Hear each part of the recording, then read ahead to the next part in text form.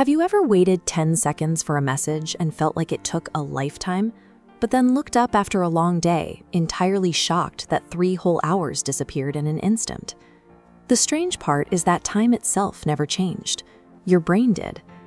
Despite how much we rely on wall clocks and watches, the human brain has no dedicated organ for time. There is no biological clock ticking away inside your head to measure reality. Because there is no central mechanism, different systems in your brain work together to estimate duration. Your sense of time is built moment by moment, synthesizing your attention, your memory and emotions, and your expectations. You never actually experience time directly. What you experience is a timeline your brain has actively edited. It edits every single second of your life twice, once while you are living it, and a second time when you recall it from memory. Mapping out these separate drafts explains why the duration you feel in your mind constantly contradicts the clock on the wall. Imagine mental resources as fluid. Doing nothing but staring at a clock, your brain drains its resources into tracking the seconds, making time feel heavier. But playing a gripping game shifts that flow entirely. With attention occupied, your brain simply stops recording time's passage. Attention is only part of the present tense edit. Your brain is also constantly running silent calculations to guess what happens next. When those predictions succeed, reality feels smooth and continuous. But an unexpected event, a sudden loud noise, or an unplanned interruption, breaks that prediction. Your brain is forced to halt and update its model of reality in real time to figure out what occurred. In neuroscience, this is a prediction error. Handling that error demands extra neurological processing. To your conscious mind, that extra processing translates directly into the feeling of extra time passing. Then there is the second edit, the retrospective draft. If you have ever slipped near the edge of a staircase or had a car swerve toward you, you know that for a fraction of a second, everything feels stretched and cinematic. You are not actually processing more time in that moment. Instead, because your survival is suddenly at risk, your brain records the event in hyper-specific sensory detail for future recall. This timeline compares how normal memories are stored versus fear memories.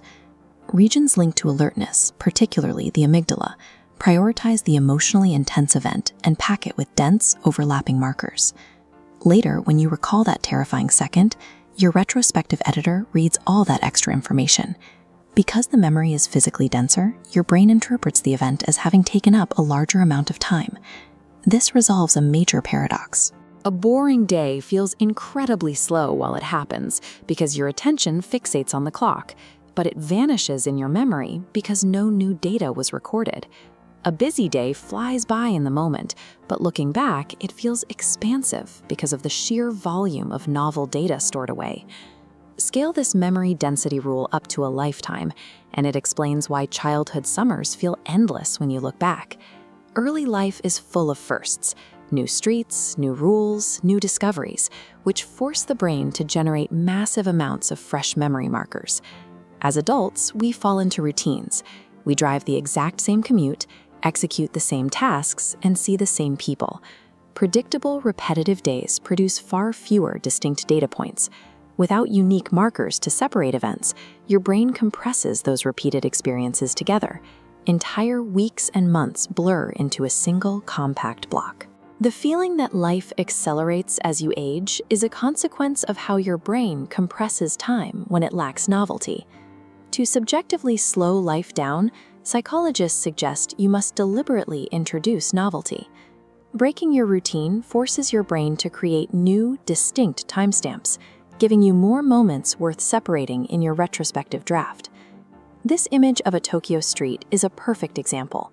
A highly unfamiliar cityscape packed with glowing neon signs and layered visual information forces your mind to process overwhelming new data. Every unfamiliar pattern builds far more timestamps than an ordinary afternoon at home. But the editing goes even deeper.